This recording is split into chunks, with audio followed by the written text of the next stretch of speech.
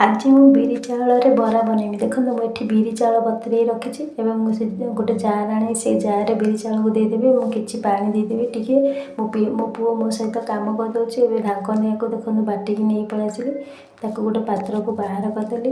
एवं चलूँ मुझे कंचा मरचा और पिज को काटिकी पकेबी कंचा मरचा पिज को काटिकी पकईदेली मु आघर अदा को छेचिकी रखी अदा को भी ए पकईदेवी आपड़ चाहिए स्किप करेंगे ना पकई पारे मत भल लगे तो से पकईदेली स्वाद अनुसार लुण पकई भलसे बेटर को घाटीदेली एवं ताको गोटे प्लेट आनी 5 मिनट ताको ढांकी रखी 5 मिनट होगलानी से भृषंग पता देदेली। एपटे मु गैस ऑन करी कढ़ई को बसईदेली तेल पकईदेली और से तेल गरम होगलानी बरा को गोटे गोटे कर एमती सब पकईदेली। आपण मैंने जब ये रेसिपीटा भल लगी ताल कमेंट शेयर करदे और सब्सक्राइब करदे।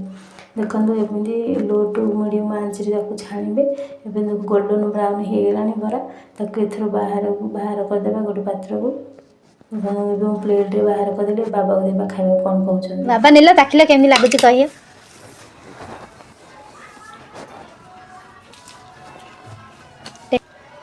भल लाଗୁଛି।